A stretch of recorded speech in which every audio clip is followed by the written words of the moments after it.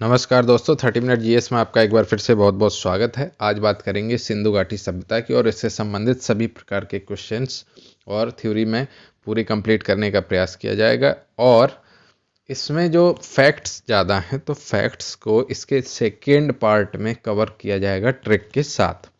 इसमें मैं सिर्फ आपको फैक्ट्स बताता जाऊंगा, उसके बाद उसे याद रखने की ट्रिक पहले समझ लीजिए इस वीडियो में कि कहाँ क्या घटित हो रहा था, कैसा समाज था, कैसी सभ्यता थी, कैसा व्यापार था आदि। उसके बाद आपको बताया जाएगा उसको ट्रिक्स और याद करने के तरीके और बनने वाले संभावित प्रश्नों के बारे में। तो चलिए शुरू करते हैं। सबसे पहले सिंधु घाटी सभ्यता, ये जो आपको क्षेत्र दिख रहा है यहाँ पर इंडस वैली सिविलाइजेशन आपको अलग कलर में दिख रहा है, वो है भारत, पाकिस्तान, अफगानिस्तान के कुछ हिस्से में, तो वो है आपकी सिंधु घाटी सभ्यता। और ये नीचे महाराष्ट्र तक देखिए फैली हुई है, ऊपर जम्मू कश्मीर की तरफ, और इधर यूपी में कुछ पार्ट दिख रहा है। वो कौन कौन से पार्ट हैं ये आपको आगे समझ में आएगा। तो सबसे पहले इससे बनने वाला क्वेश्चन है कि इसका एरिया कितना था। तो जितने स्थल अभी तक ज्ञात हैं वो 20 लाख वर्ग किलोमीटर तक के स्थल ज्ञात हैं। बाकी ज्ञात क्यों नहीं कह रहे हैं, क्योंकि कई स्थल ऐसे हैं जो नीचे होंगे लेकिन उनमें अभी वर्तमान वाली नगरीय सभ्यताएं हैं, तो उनका उत्खनन नहीं हो पाया है। दूसरी बात, इसका शेप किस शेप में है ये सभ्यता, ये भी क्वेश्चन बहुत बार पूछा गया है। तो त्रिभुजाकार सभ्यता है। कैसे है आगे देखते जाइए। क्वेश्चन है सिंधु घाटी सभ्यता के संपूर्ण क्षेत्र का आकार किस प्रकार का था। आप आंसर लगाएंगे त्रिभुजाकार था। इसके बाद सिंधु सभ्यता क्षेत्रफल का विस्तार देख लीजिए। तो विस्तार है उत्तर में चिनाब नदी अखनूर के निकट मांडा तक, पूर्व में हिंडन नदी आलमगीरपुर तक, पश्चिम में सुतकांगेडोर दास्क नदी तक, और दक्षिण में इसकी सीमा है गोदावरी नदी दायमाबाद तक। गोदावरी की भी एक सहायक नदी है, वो आगे आपको पता चल जाए कहाँ तक इसकी सीमा थी। इसके बाद त्रिभुजाकार शेप में, तो लंबाई और चौड़ाई में देखिए इसकी जो उत्तर से दक्षिण तक की लंबाई है वो 1400 किलोमीटर है, और पूर्व से पश्चिम तक की लंबाई 1600 किलोमीटर है। तो इसमें ये क्वेश्चन बन जाता है कथन वाला, और वो कथन है कि सिंधु घाटी की सभ्यता पूर्व से पश्चिम तक ज़्यादा लंबी है उत्तर से दक्षिण की तुलना में। तो आप असत्य असत्य में, तो आप क्या लगाएंगे कि हाँ ये आंसर सही है। ठीक है। और यहाँ पर देख लीजिए सेम चीज़ यहाँ पर भी लिखी हुई है। मुंडा जम्मू एंड कश्मीर चेनाब नदी के किनारे, आलमगीरपुर यूपी, हिंडन नदी के किनारे, सुतकांगेडोर बलूचिस्तान में, दश्क नदी के किनारे, और दैमाबाद महाराष्ट्र गोदावरी नदी के पास। ठीक है। और इसके अलावा ऊपर मुंडीगाक और सोर्तगई अफगानिस्तान में नॉर्थ ईस्ट पॉइंट है, यानी कि मांडा से भी ऊपर जो है। आगे चलते हैं तो इसकी सीमा के बारे में बात कर लेते हैं। तो उत्तर में मांडा कश्मीर चिनाब नदी भारत की बात कर रहे हैं, दक्षिण में दैमाबाद महाराष्ट्र तक गोदावरी नदी के किनारे, पूर्व में आलमगीरपुर उत्तर प्रदेश हिंडन नदी के किनारे, और पश्चिम में सुतकांगेडोर बलूचिस्तान में है जो दास्क नदी के किनारे स्थित ये सभ्यता है। ठीक है। अब क्वेश्चन जो बन जाते हैं वो है कि सिंधु घाटी सभ्यता का सबसे पूर्वी स्थल कौन सा है। तो आप बताएंगे कि आलमगीरपुर उत्तर प्रदेश है। सिंधु घाटी सभ्यता का सबसे पश्चिमी स्थल कौन सा है। सुतकांगेडोर बलूचिस्तान में है। और सिंधु घाटी सभ्यता का सबसे उत्तरी स्थल मांडा जम्मू एंड कश्मीर में है। और सिंधु घाटी सभ्यता का सबसे दक्षिणी स्थल तो दैमाबाद महाराष्ट्र में है। ठीक है। और इस तरह से आपको मिलान करने के लिए भी क्वेश्चन आ जाएंगे जो आप कर लेंगे। सिंधु घाटी सभ्यता की सबसे पूर्वी नदी कौन सी है। तो पूर्वी नदी है हिंडन, क्योंकि आलमगीरपुर के पास है। सिंधु घाटी सभ्यता की सबसे पश्चिमी नदी कौन सी है। तो दास्क नदी है। और सिंधु घाटी सभ्यता की सबसे उत्तरी नदी है चिनाब। और सिंधु घाटी सभ्यता की सबसे दक्षिणी नदी है गोदावरी। इसके बाद क्या सिंधु घाटी सभ्यता की जलीय सीमा थी। जी हाँ, समुद्र के किनारे भी थी। वो थी 1300 किलोमीटर। ये वाला पोर्शन आपको दिख रहा है, ये वाला पोर्शन, ये पोर्शन जो हम आपको दिखा रहे हैं, ये वाले। अब इसमें स्थल देख लीजिए, हड़प्पा, मोहनजोदड़ो, लोथल, ये गुजरात के नज़दीक है, और मेहरगढ़। क्वेश्चन आजकल नया पैटर्न क्या आ रहा है कि उत्तर से दक्षिण के क्रम में भी जमाने को आपको कह सकते हैं हड़प्पा, मेहरगढ़, मोहनजोदड़ो और लोथल। तो पहले ऊपर देखिए हड़प्पा है, उसके नीचे है मेहरगढ़, फिर है मोहनजोदड़ो, फिर है लोथल। ऐसे कई स्थल और भी दे सकते हैं, आगे आप समझ जाएंगे। ठीक है। और ये है आपकी इंडस जो है आपकी सिंधु नदी, और ये है अरेबियन सी। ठीक है। अब बात कर लेते हैं कि सिंधु घाटी सभ्यता कहाँ तक विस्तृत थी। आपको ऑप्शन देंगे पंजाब, दिल्ली, जम्मू कश्मीर, राजस्थान, बिहार, बंगाल, उड़ीसा, पंजाब, राजस्थान, गुजरात, उड़ीसा, बंगाल, पंजाब, राजस्थान, गुजरात, उत्तर प्रदेश, हरियाणा, सिंध, बलूचिस्तान। तो इसको क्वेश्चन को अलग कैसे करेंगे। सबसे पहले देखिए हमें याद रहना चाहिए ओवरव्यू कि कहाँ स्थित है। देखिए इसमें देखिए ऊपर ऊपर ऊपर पोर्शन में है गुजरात, महाराष्ट्र के कुछ हिस्से में है, तो अगर गुजरात में तो ऊपर वाले हिस्से में है तो ये राजस्थान वाले में भी होगी, और ऊपर जम्मू कश्मीर में भी होगी, पंजाब में भी होगी, मेरठ तक आपको समझ में आ गया। तो बंगाल उड़ीसा तो इस साइड है, बे ऑफ बंगाल के पास, ये देखिए। तो ये ऑप्शन में तो ये ऑप्शन पहले ही काट दीजिए, तो बंगाल उड़ीसा ये कट गया बी ऑप्शन, और बंगाल उड़ीसा ये कट गया सी ऑप्शन। अब बचते हैं आपके पास 3 ऑप्शन, पंजाब, दिल्ली, जम्मू कश्मीर, और डी ऑप्शन बचता है पंजाब, राजस्थान, गुजरात, उत्तर प्रदेश, हरियाणा, सिंध और बलूचिस्तान। तो ऑप्शन देख रहा है डी, तो यही आंसर आपका सही हो गया। अब ये हमने बता दिया है कि सिंधु घाटी सभ्यता का पूर्वी एवं पश्चिमी विस्तार और उत्तरी एवं दक्षिणी विस्तार। तो पूर्वी पश्चिमी विस्तार ज़्यादा है जो है 1600 किलोमीटर, उत्तरी एवं दक्षिणी विस्तार कम है अपेक्षाकृत, वो है 1400 किलोमीटर। कुल क्षेत्रफल है लगभग 20 लाख वर्ग किलोमीटर। और सिंधु घाटी सभ्यता का खोजा जाने वाला पहला स्थल कौन सा है, तो वो स्थल का नाम है हड़प्पा, जो कि स्थित है पाकिस्तान में। अब बात करते हैं खोज एवं उत्खनन के बारे में। तो सिंधु घाटी सभ्यता के बारे में सबसे पहले हमें पता चलता है 1826 में जो खोज की थी चार्ल्स मेसन ने। वो अंग्रेज विद्वान थे, उन्होंने हड़प्पा के टीले की खोज की और वहां से कुछ ईंटें प्राप्त की। लेकिन उस समय बाकी कोई चीजें उत्खनन नहीं हुआ, मतलब खुदाई नहीं की गई, ना ही कोई बड़े पैमाने पे कार्य किया गया, और बात कर दी गई वहीं पे खत्म। इसके बाद एक संयोग ये हुआ कि 1853 से 1856 में सर अलेक्जेंडर कनिंघम के नेतृत्व में कराची से लाहौर, कहाँ से ये भी क्वेश्चन बन सकता है, तो कराची से लाहौर के बीच एक रेलवे लाइन का विकास किया जा रहा था। तो मजदूरों ने क्या किया, वहाँ की कुछ ईंटें पुरानी उठाई और लगाना शुरू किया रेलवे ट्रैक के काम में। बाद में उन्हें पता चला कि वो जो ईंटों का उपयोग कर रहे थे वो बहुत ही बेशकीमती यानी किसी पुरानी सभ्यता की, ठीक है। और उसी समय ब्रंटन बंधु थे, जॉन ब्रंटन और विलियम ब्रंटन, उनके द्वारा भी प्राचीन काल की कुछ ईंटें प्राप्त की गई। फिर इस बात पे कोई ध्यान नहीं दिया, बात खत्म हो गई। तो 1826 के बाद 1853-56 उसमें अलेक्जेंडर कनिंघम थे, और उससे 1826 में थे चार्ल्स मेसन। इन्होंने कुछ पुरातत्व स्थल से कुछ चीजें प्राप्त की, उसके बाद बात खत्म हो गई।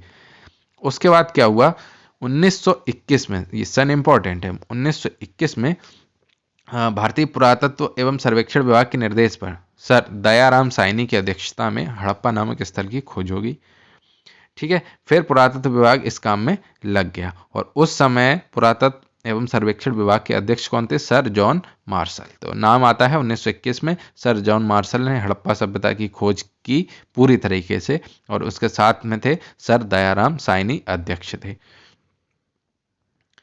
तो हड़प्पा सिंधु घाटी सभ्यता का उत्खनित किया जाने वाला प्रारंभिक स्थल एवं प्रारूप स्थल है। हड़प्पा की खोज के बाद से वर्तमान तक इस सभ्यता के लगभग 1500 स्थलों की खोज की जा चुकी है, और भी स्थल हमें मिल रहे। अब बात करते हैं कि सिंधु घाटी सभ्यता का नाम सिंधु घाटी सभ्यता क्यों पड़ा, इसका नामकरण क्यों हुआ। तो इसके नाम हड़प्पा सभ्यता नाम से भी जाना जाता है, सिंधु घाटी सभ्यता नाम से भी जाना जाता है, सरस्वती सभ्यता नाम से भी जाना जाता है, प्रथम नगरीय क्रांति नाम से जाना जाता है, और कांस्य युगीन सभ्यता नाम से भी जाना जाता है। हड़प्पा सभ्यता नाम से क्यों जाना जाता है, क्योंकि हड़प्पा जो कि पाकिस्तान में स्थित है, इस सभ्यता का खोजा जाने वाला पहला स्थल था, इसलिए इसको हम कह देते हैं हड़प्पा सभ्यता। अब सिंधु घाटी सभ्यता क्यों कह देते हैं, कि हड़प्पा की खोज के बाद जब इसके अन्य स्थलों की खोज शुरू हुई तो सब सिंधु घाटी क्षेत्र में प्राप्त हुए, इसलिए इसको बोल देते हैं सिंधु घाटी सभ्यता। सरस्वती घाटी सभ्यता क्यों कहते हैं, क्योंकि सिंधु घाटी सभ्यता के लगभग 1100 स्थलों की खोज सिंधु तथा गंगा नदी के बीच में प्राप्त हुई, और ऐसा माना जाता है कि सिंधु और गंगा के बीच में एक नदी बहती थी जो विलुप्त मानी गई है अब, वो थी सरस्वती नदी, इसलिए इसको सरस्वती घाटी सभ्यता भी कह दिया जाता है। ये आपको दिख रहा है सरस्वती, घग्गर, हाकड़ा, ठीक है, सतुद्री, इंडस, गंगा, यमुना यहाँ पर। प्रथम नगरीय क्रांति, इसको नगरीय सभ्यता थी। सबसे इंपॉर्टेंट बात यह है कि सिंधु सभ्यता एक नगरीय सभ्यता थी। वो कैसे पता चलता है? क्योंकि यहाँ पे पक्की ईंटों के घर हैं, पक्की सड़कों का निर्माण है, सुनियोजित जल निकासी की व्यवस्था है, सुनियोजित नगर व्यवस्था है, इसलिए इसको नगर के रूप में स्वीकार किया जाता है। कांस्ययुगीन सभ्यता भी इसे ही कहा जाता है, क्योंकि सिंधु घाटी सभ्यता में तांबे में टिन मिलाकर कांसे के उपकरणों को बड़े पैमाने पर उपयोग किया गया है, और इस सभ्यता में पहली बार कांसे का भी उपयोग किया गया, इसलिए इसे कांस्ययुगीन सभ्यता भी माना जाता है। और प्राचीन भारत के अगर इतिहास की बात करें तो मनुष्य द्वारा प्रयोग की जाने वाली पहली धातु कौन सी थी? वो थी तांबा। अब बात करते हैं सिंधु घाटी सभ्यता की समकालीन सभ्यता, यानी कि उस समय और कौन कौन सी सभ्यताएं थी। तो मेसोपोटामिया अथवा सुमेरियन सभ्यता भी उस समय थी, और मिस्र सभ्यता अथवा नील नदी घाटी की सभ्यता भी उस समय मौजूद थी। ये देखिए, इजिप्ट यानी कि मिस्र वो नील वैली है, और ये मेसोपोटामिया ये है टिग्रेस यूफ्रेट्स वैली, और ये है हड़प्पा सभ्यता यानी कि सिंधु घाटी सभ्यता या इंडस सरस्वती सभ्यता, और इसी समय चाइना की थी हुआंग हो वैली। ठीक है, तो सिंधु घाटी सभ्यता, क्वेश्चन आ जाता है सिंधु घाटी की सभ्यता निम्न में से किस सभ्यता के समकालीन नहीं थी? मिस्र की सभ्यता, मेसोपोटामिया की सभ्यता, चीन की सभ्यता और ग्रीक की सभ्यता। तो तीन ऑप्शन तो हमें बता दिए, मिस्र, मेसोपोटामिया और चीन उस समय थे, तो ग्रीक की सभ्यता वहां पर नहीं थी। ठीक है, अब कालक्रम की बात करते हैं तो सिंधु घाटी सभ्यता के कालानुक्रम के बारे में स्पष्ट प्रामाणिक जानकारी नहीं है। रीजन है क्योंकि उस समय की जो मोहरें मिली हैं, जो उन पर लिपि लिखी है, वो उन्हें आज तक पढ़ा नहीं गया है। इसके अलावा उनके स्थलों का उत्खनन की समस्या है, माने जहाँ खोदना चाहते हैं वहाँ पहले से कुछ बिल्डिंग्स मौजूद हैं। तो उम्र का मतलब कितनी पुरानी है, इस बात का पता कैसे लगाया जाता है? तो रेडियो कार्बन विधि के द्वारा इनसे जो अवशेष प्राप्त हुए हैं उसकी उम्र का पता लगाया जाता है। ठीक है,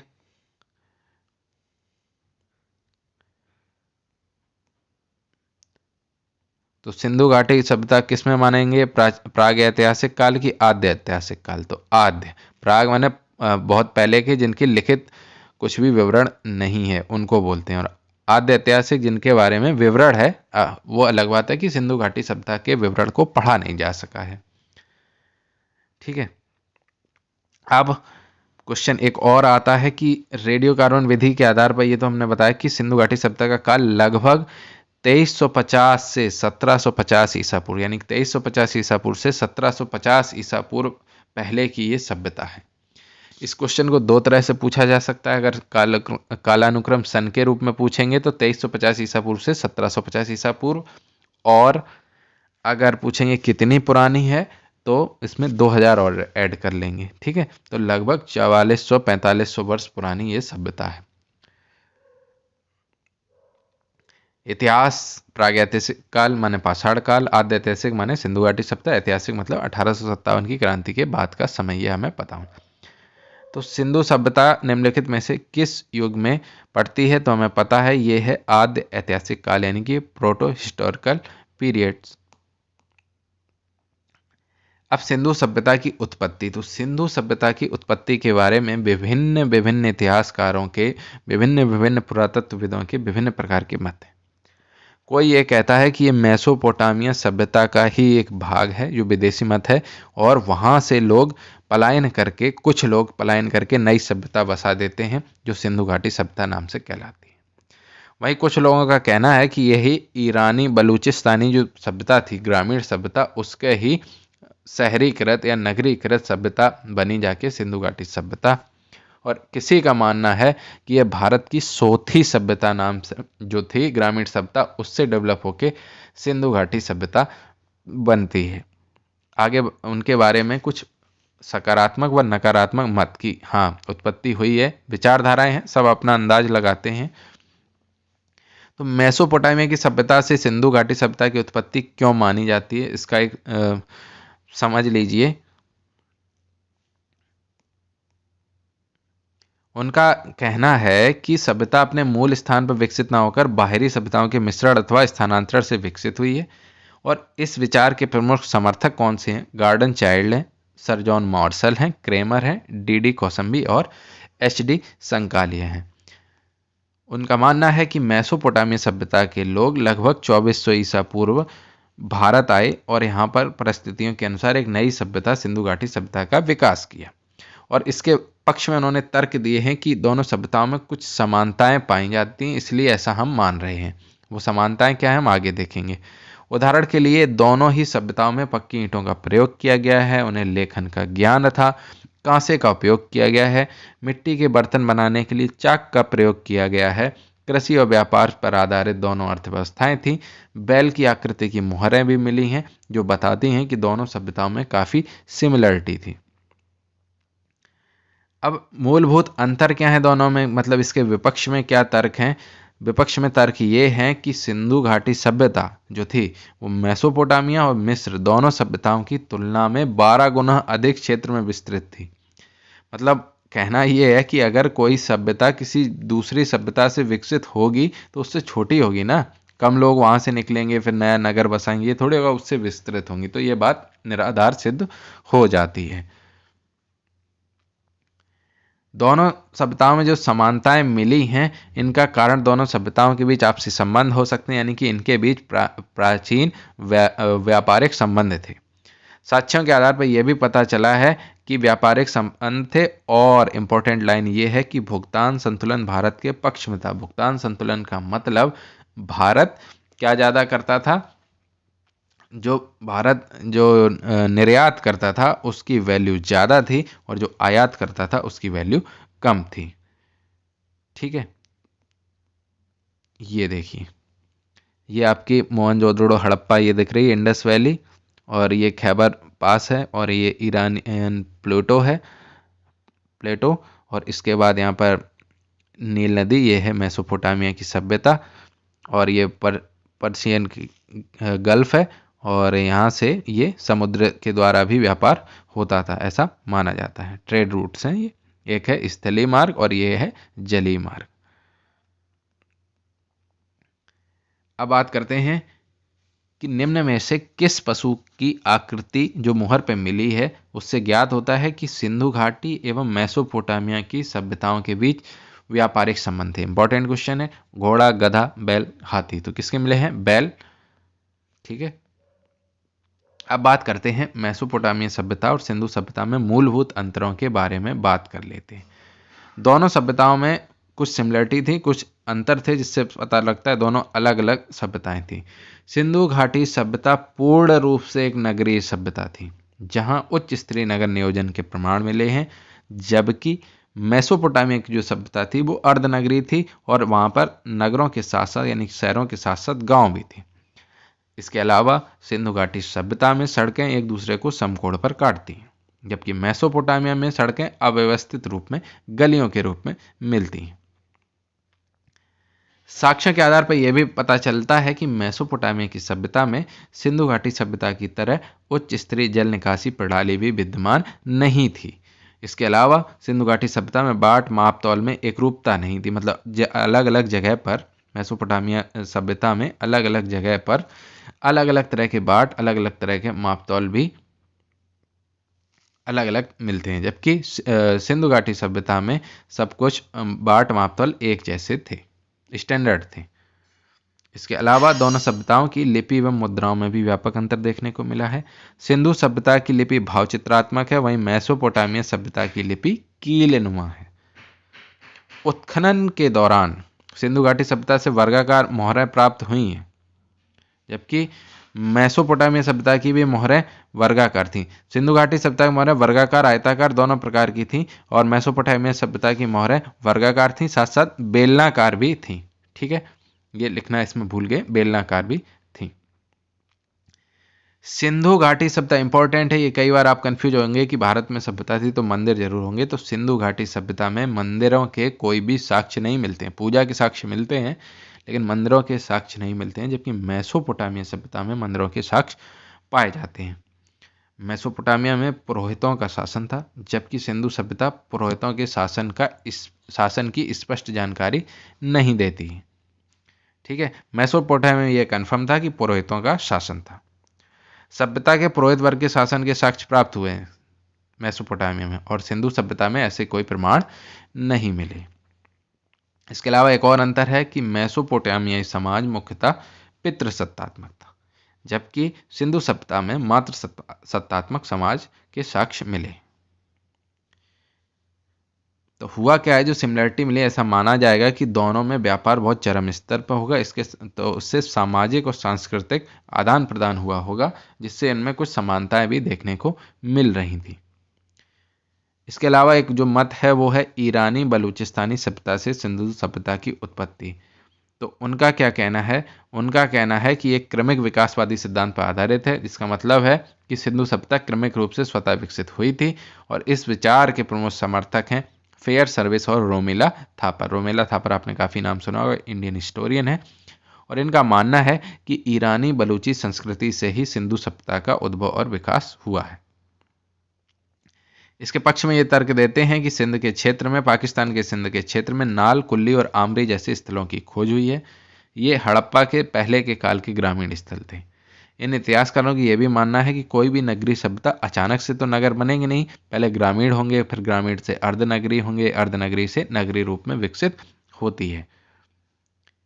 हड़प्पा के पूर्व के इन ग्रामीण स्थलों में पहले उत्पादन में वृद्धि हुई होगी, फिर जब अनाज और अन्य चीज़ों का उत्पादन सरप्लस में हुआ होगा तो क्या हुआ होगा, लोगों के काम बटे होंगे, कोई व्यापारी बन गया होगा, कोई मनके बनाने लगा होगा, इस तरह से, और कार्य करने की दक्षता बढ़ी होगी, और उत्पादन बढ़ा होगा, और व्यापार बढ़ा होगा, और इस तरह से सभ्यता फली फूली होगी।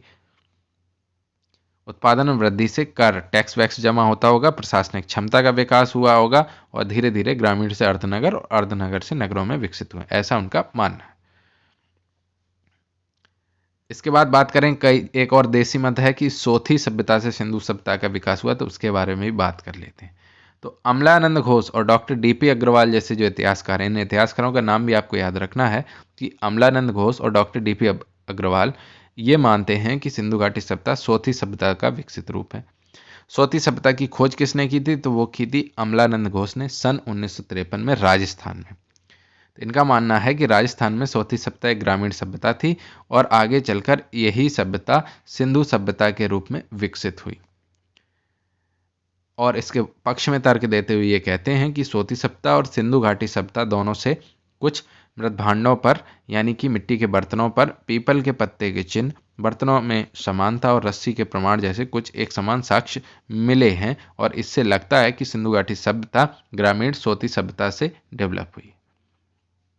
निष्कर्ष क्या निकलता है, सभी मतों का निष्कर्ष ये निकलता है कि सिंधु सभ्यता भारत की एक मौलिक सभ्यता थी, जिसके उद्भव एवं विकास का प्रमुख केंद्र बिंदु क्या था, व्यापार था।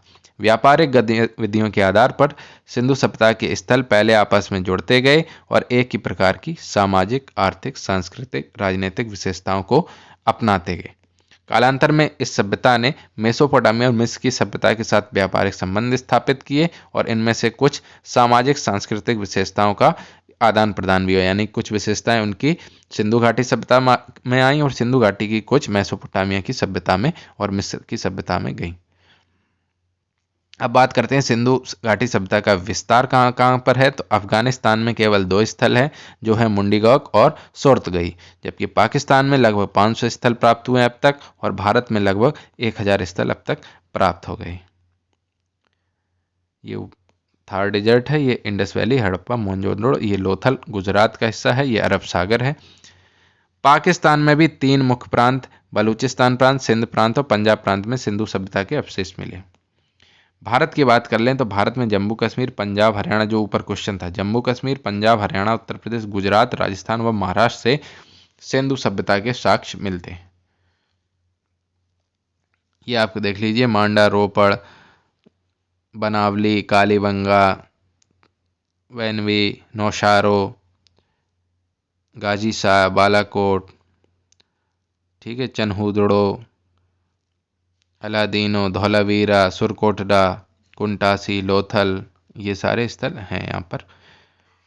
सिंधु घाटी सभ्यता की अब बात करें, कई सारे स्थल हैं, उनमें से प्रमुख स्थलों की बात कर लेते हैं, नगरीय स्थलों की और अन्य प्रमुख स्थलों की और उनकी विशेषताओं के बारे में।